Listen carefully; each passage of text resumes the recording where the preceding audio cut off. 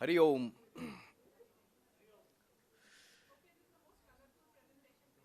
Thank you, ma'am.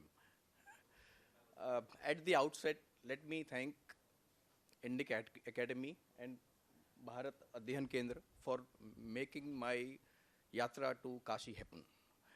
It was there for many, many years. I was aspiring for this for many years. It was for this Yatra conference. I mean, credit goes to Yatra conference. I am really thankful from bottom of my heart.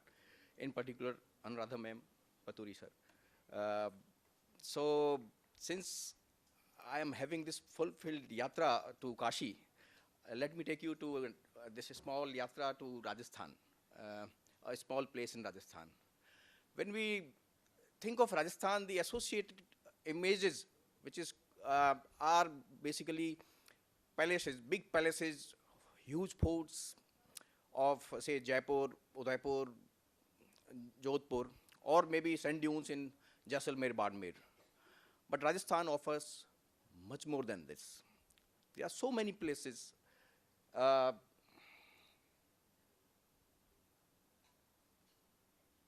so yesterday we had excellent presentation on Tal Chapar century. Incidentally, that Tal Chapar century also fall in this small place, Shekhawati. Shekhawati is a place very close by from Jaipur. It's around a little more than 100 kilometers, accessible to from Delhi as well.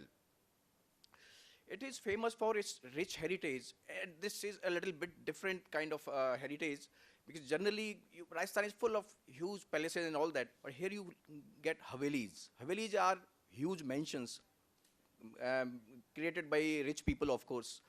The unique aspect of these Havelis, basically, you have all these Havelis painted inside out. You have frescoes, murals, and at least I have not seen anywhere else such kind of depiction, chitrakari, on buildings at that massive scale. Uh, yes, there are, you can get different, we are, entire India is rich in chitrakari. The point is, you don't paint your entire Haveli inside out completely. You don't have any corner left on your wall inside out which is not painted. Uh, and there are variety. This small place, if you look at it, this, it's a cluster of small towns. Some of them I have just listed here. There are many more.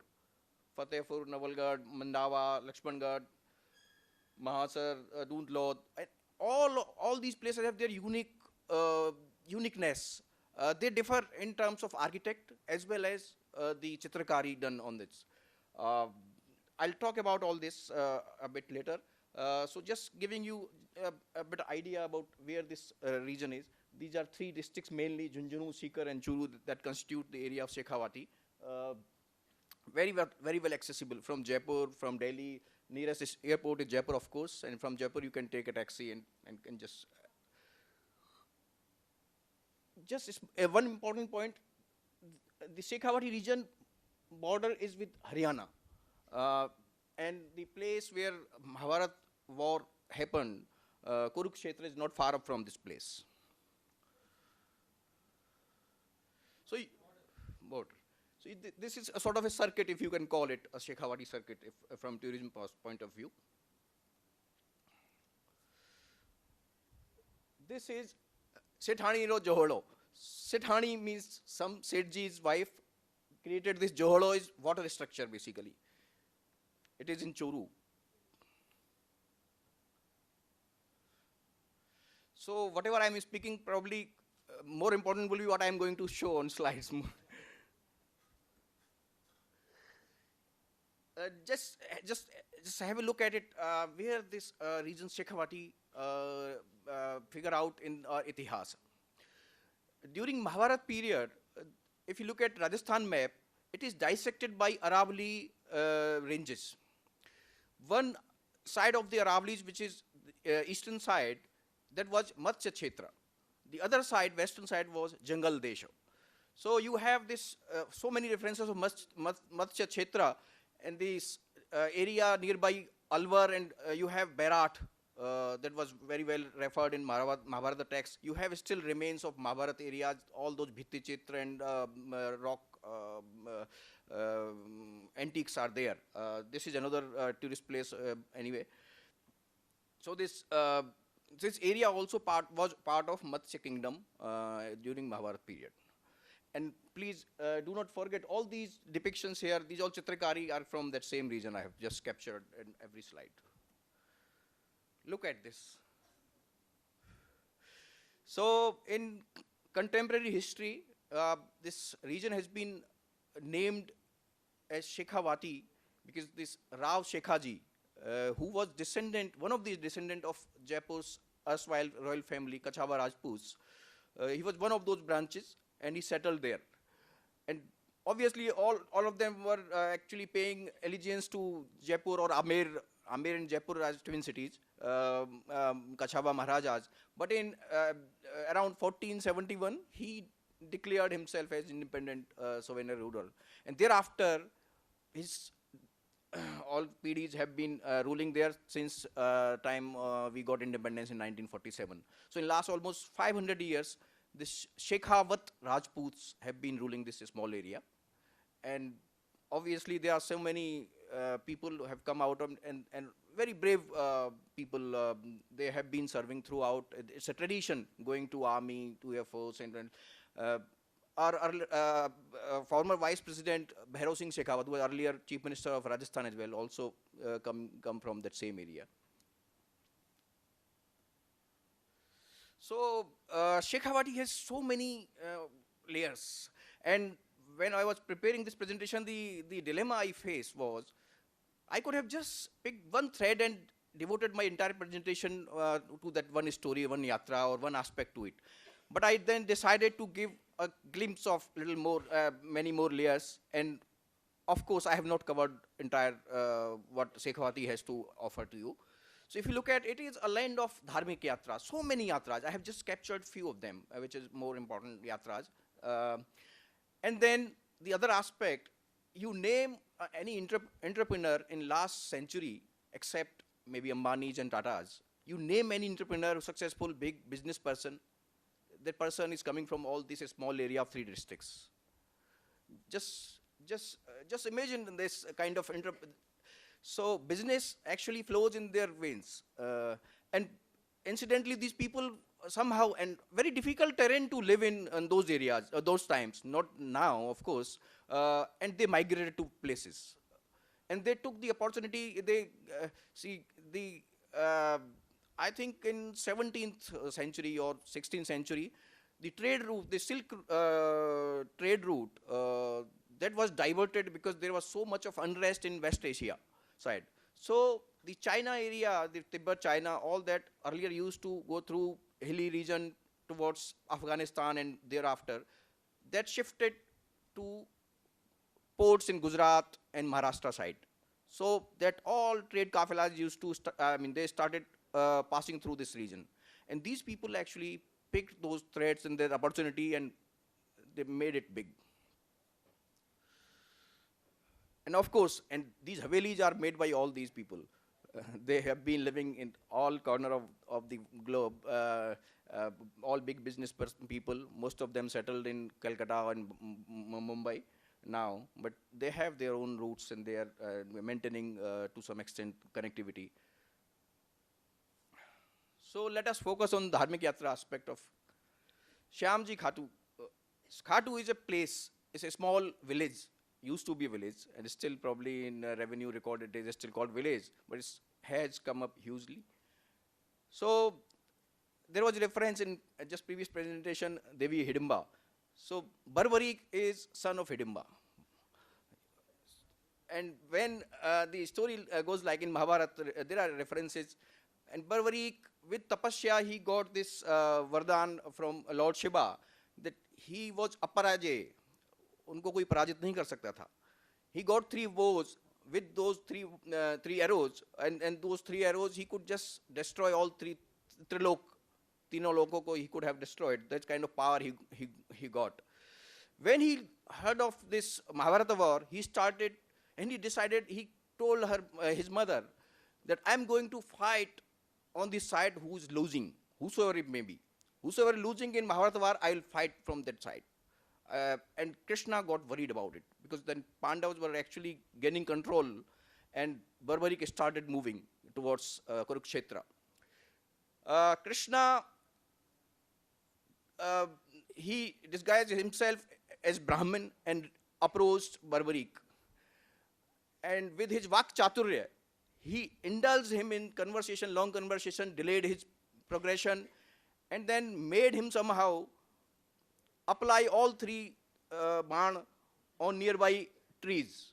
He somehow, so that power was actually already used. And thereafter, he asked whether you will not donate something to a Brahmin. Then Barbarik asked, okay, you ask whatever you want to. And the Krishna, as Brahmin, asked him for his head. And Barbarik happily cut his head, own head, and donated to Krishna.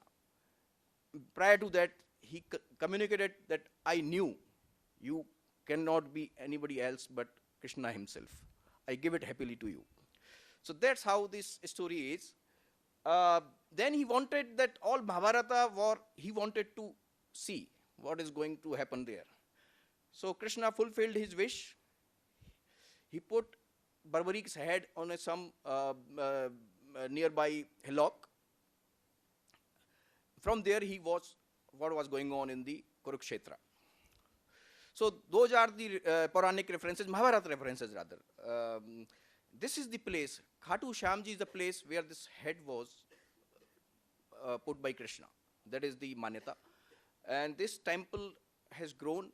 And then obviously Krishna blessed him that you will be worshipped in my name. So nobody call this deity Barbarik. It is Shyam Baba. The only name is Shyam. Shyam Baba. So you have so many references of KHATU-SHYAM ji. So that is how it is. So,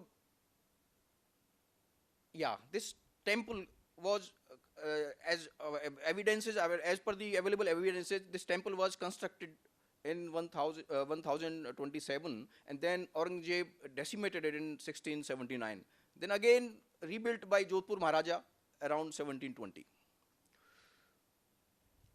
So KHATU-SHYAM ji is supposed to be god of Kali Yuga. So as we proceed in Kali Yuga, his Manyata, his Mahima is going to be grown. That is the Vardhan he had from Lord Krishna. So the popular nomenclature, Shyam Baba is known as Khatu Naresh, obviously. Sheesh ke Dani, Lakh Datar, he donates anything, everything what you want. Teen Baan Dhari, Hare ke Sahare. So because he vowed to fight on behalf of losing side. So he's Hare ke Sahare. So anybody who's facing some problem in life, feeling defeated, goes to his Sharan, and Shyam Baba is there to fight on behalf. Yeah.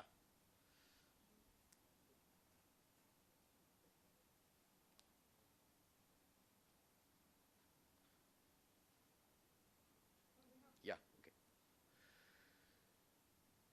Look at some of these images. Do you see any caste or gender or any other discrimination? You just cannot identify who is who in that mela, in that entire procession. And believe me, or billionaire, millionaire people from Kolkata to Bombay to Delhi who will be there. And you just can't figure out who is who.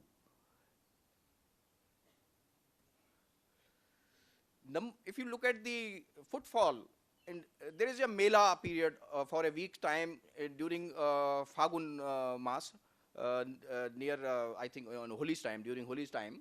And then the number of people who visit that place in that just 1 week time, it crosses 30 lakh. Last year it crossed 30 lakh people. In single day, the maximum footfall was 8 lakh in last year.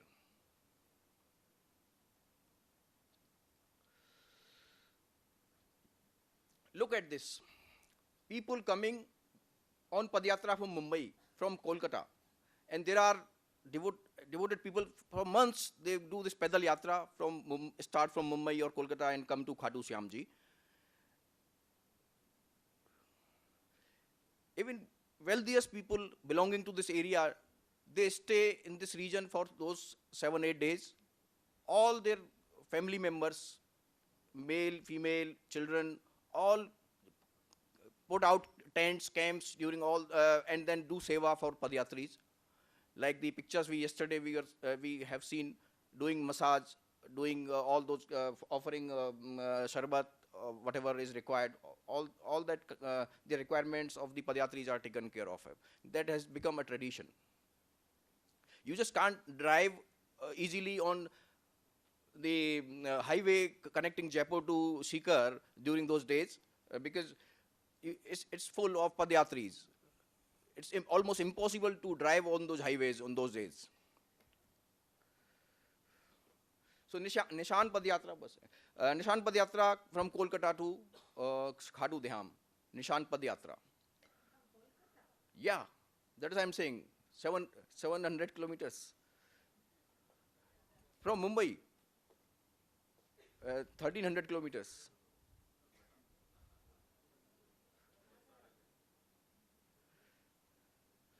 So that kind of devotion is there. It is Shraddha. Shraddha actually make it happen. Otherwise, nothing else can explain it. The only explanation is Shraddha. Look at some of these images I have captured. This is just outside temple. This is Nishan Yatra. If you that carry those flags, so this is called Nishan Yatra. Another important Dharmik Yatra in that Shekhawati region is of SALASAR BALAJI. BALAJI, incidentally, interestingly, in our southern part of India, it is referred to Vishnu. Here we call. Your son is asking you to sing. Okay. So Balaji is referred to Hanumanji. We refer Balaji.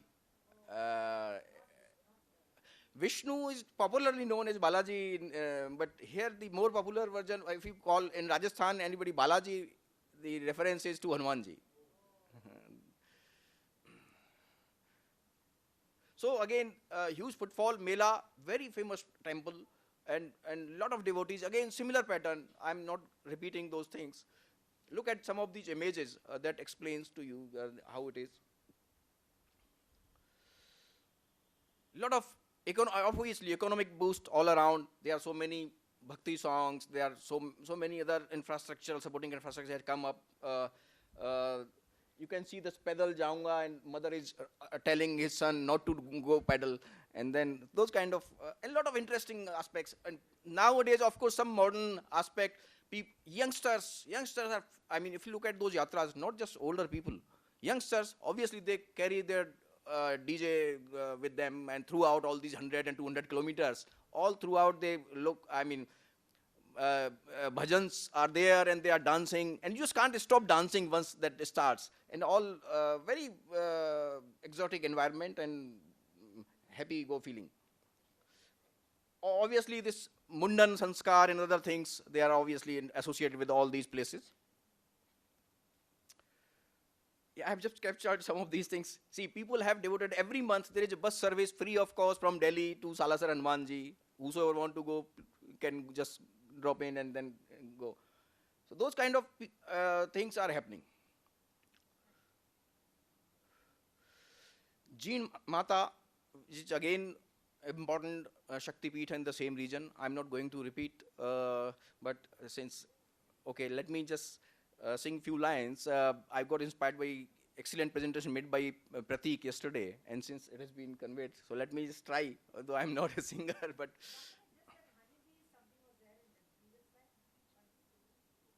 This one? Jeen Mata. Yeah. So there is a story that again in this region, KHATU-SHYAM temple was also decimated. In Jeen Mata's case also, there was a army to destruct this temple, and then honeybees nearby, they attacked on entire contingent, and they had to flee, and thereafter they made those. They could not touch the temple because of that. Yeah, very much. So just 2 lines I try, okay. This is a Salasar Hanuman ji को समर्पित हैं, थोड़ा Rajasthani touch में है. बारी जाऊं रे बलिहारी जाऊं रे, वारी जाऊं रे बलिहारी जाऊं रे, मन बालाजी आंगन आया मैं वारी जाऊं रे, बालाजी आंगन आया मैं वारी जाऊं रे, वारी जाऊं रे मैं वारी जाऊं रे, वारी जाऊं रे मैं वारी जाऊं रे, माने बालाजी आंगन आया मैं वारी जाऊं रे, बालाजी आंगन आया हे गंगा गोमती लाया, बालाजी आंगन आया हे गंगा गोमती लाया, मारी निर्मल हो गई काया मैं वारी जाऊं रे, वारी जाऊं रे बलिहारी जाऊं रे, मारे बालाजी आंगन आया मैं वारी जाऊं रे, बालाजी दर्शन दीना मारा भाग्य उदय कर दीना, बालाजी दर्शन दीना मारा भाग्य उदय कर दीना, मेरा भरम वरम सब छीना, मेरा भरम वरम सब छीना, मैं वारी जाऊं रे, वारी जाऊं रे बलिहारी जाऊं रे, बाली जाऊं रे बलिहारी जाऊं रे, माने बालाजी आंगन आया मैं वारी जाऊं रे। Thank you. Just quickly. So Jeen Mata have same place of similar importance. I'm not going into details. There is Mela, there are Yatra associated. So many Yatras within this small region, people from all around India and abroad coming to these places. So now I quickly come to this Marwari root zone, and people, all these Marwaris, you must knowing this trend, very astute business people, and they have created wealth for themselves and for societies also, but very dharmic people. In business, they may have whatever they have, their own astuteness, which is also required, but they spend their money very wisely. A lot of money they spend on dharmic causes. And look at this, as I have already explained, this trade route shift actually happened, and that helped them to create this much of wealth starting in 16th century sometime. These are some of the brands we have grown with.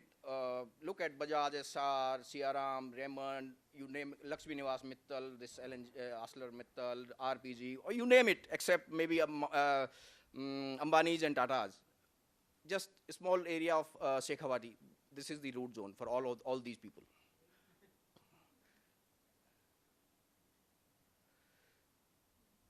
Some of these institutions they have created. These people pioneer. They opened schools for girls, exclusively for girls, early 20th century, 1910, 1920s. Look at those time. Nobody could even think of those, thought of those things. Schools, colleges, Johada, which is water harvesting structure, need of the hour. Finance institutions such as BITS Pilani, many of us know about. So this is just quickly I go through this. So G.D. Birla, this Bhishma Pitama of Birla Group, he established all this. He wrote to his son in 1934, Basant Birla, B.K. Birla, who's another legend. So Chiranjeev Basant, those who may not be, having difficulty with Devanagari, I just quickly read it.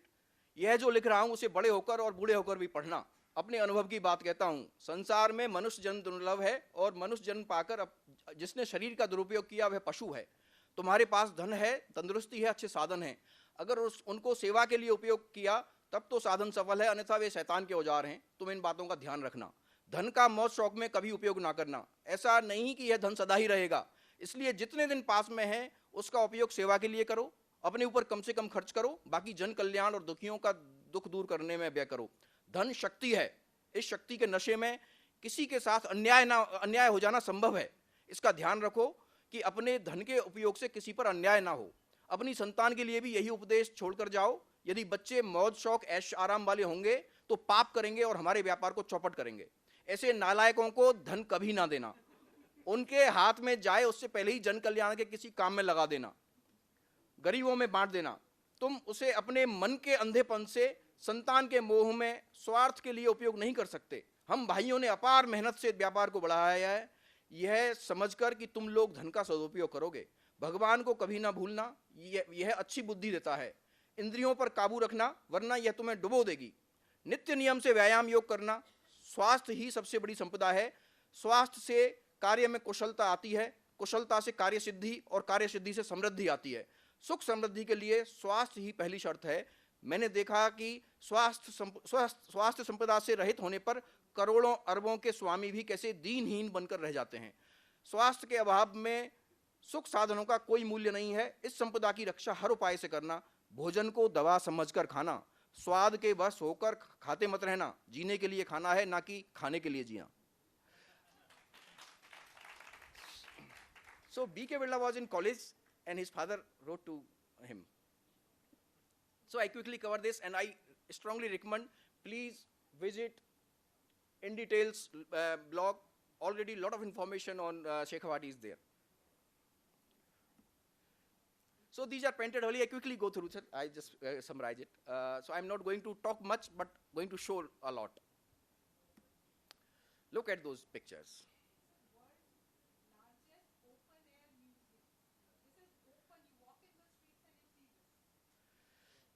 And these themes varies.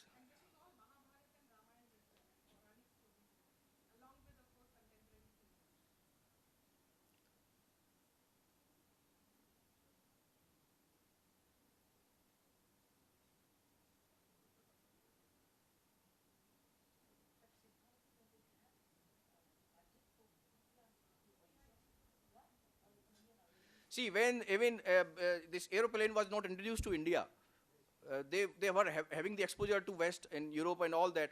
So images of airplane made those time. Train, this rail was not introduced to India. Even those days, it was created here in those Haveli. I mean, contemporary references. Udne wala jahaj, you can see that.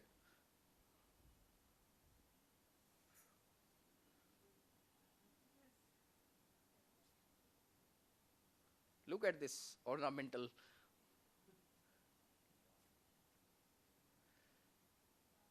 And many of these Havelis have been turned into hotels now, which is rightly so, because this is one of the conclusions. A lot of it, I mean, Havelis we have already lost. And because people, first generation, second generation, third generation, there is that connectivity is no more there. People sitting in Mumbai and Calcutta, and their grandchildren are not emotionally attached that much as their grandparent used to be. So they hardly visit those places now. Most of these Havelis have been handed over to chowkidars. These frescoes have also been getting destroyed. Some of them intelligently have converted into hotels, and tourism boom has started in last say 4, 5, 6 years. So that is right method of doing it. Otherwise, it is difficult to preserve all this heritage. Look at that. Not all Havelis are maintained.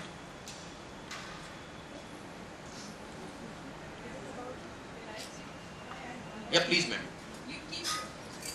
Interestingly, one of the French universities has a dedicated course on studying these wall murals. And most of us are not even aware of their existence. Dedicated course. Course on these murals. And one of the Havelis, the best preserved Haveli, is actually been bought by a French guy, and he charges like 300 rupees to enter the house.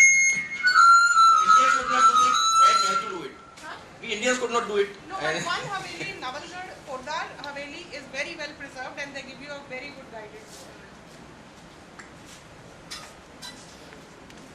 So it's Dota Shabi ho rahi hai. Aap dekhen, it's not that all Havelis are maintained. So this is the conclusion, as I already covered, and it has to be linked with economic activity, then only this heritage can be preserved. And secondly, this Yatras bust all myths about discrimination, differentiation, all that. You have to go there and see. Then only you will realize this, what kind of environment is there. I've been there to these places many times.